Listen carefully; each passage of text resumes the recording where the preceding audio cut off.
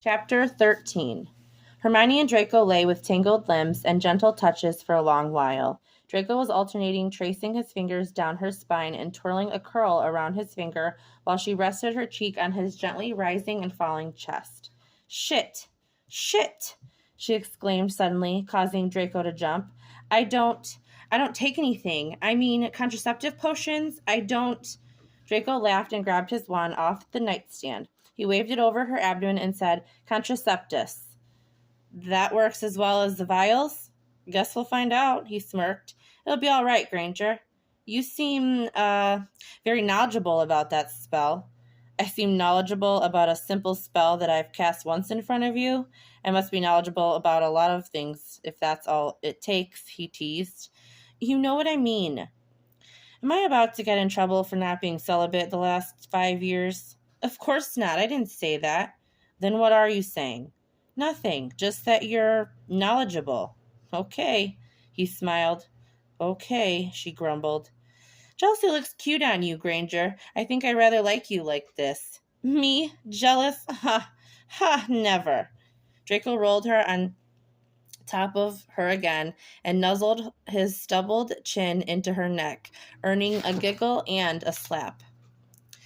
The next morning, sorting through the things that Hermione wanted to have shipped to London.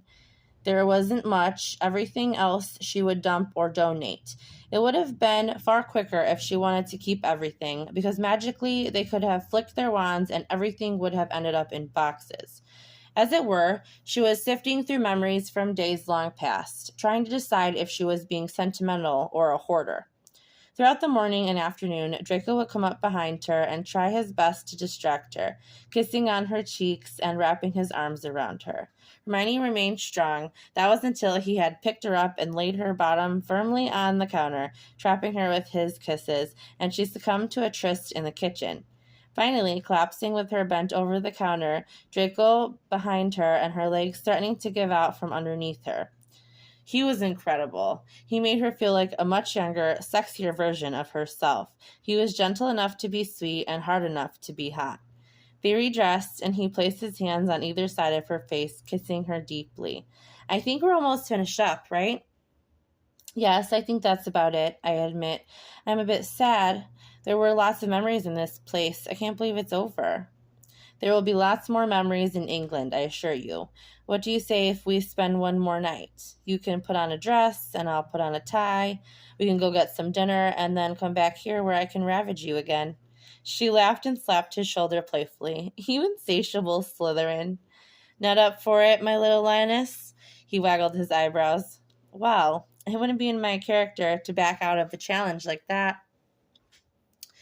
Hermione exited the room in a simple black dress that flared at her waist, as Draco was finishing up his skinny black tie around his collar.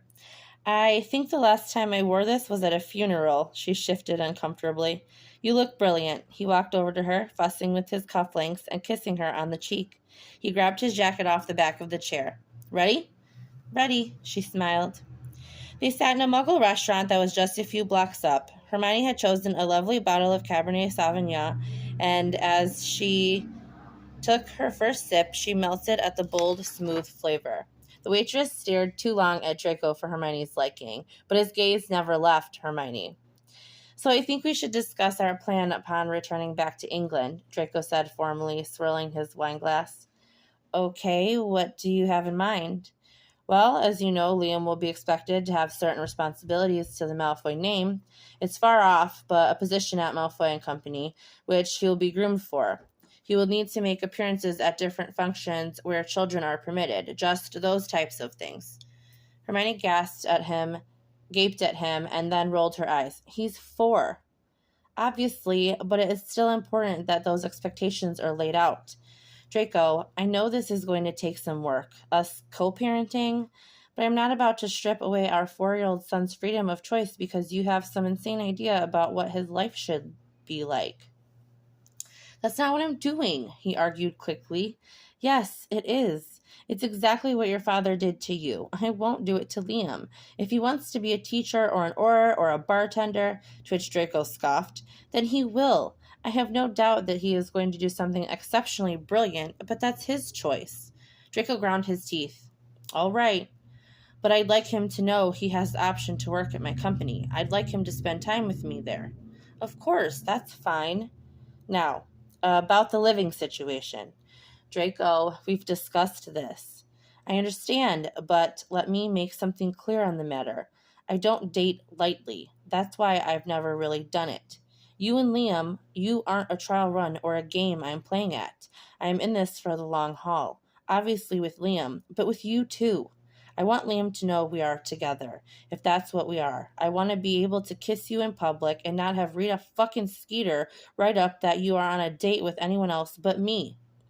I knew that bothered you, she joked. Maybe if it wasn't Finnegan of all blokes, he has the hots for you, Granger. It's obvious. Oh, hush, she waved him off as their plates arrived. I've enjoyed staying with you also, honestly. It's nice to have a partner in raising Liam and to spend so much time together. But the manor is too much for us. You forget I was tortured there. People I know, they died there. There's a reason I can only travel between my room and the library and to eat. I don't want to live there. Draco blanched. I had no idea you felt that way. Well, I didn't want to bring up bad memories. It's the past. I don't blame you. I just don't want to live there. Okay, will you agree to live in one of the other properties? I have a townhouse in London or a charming chateau in the country. Hermione laughed and took a long drink. Do you know what a weird sentence that is? It's completely not normal. No one just has a chateaus in the country. I'm being serious, he said with a disapproving face.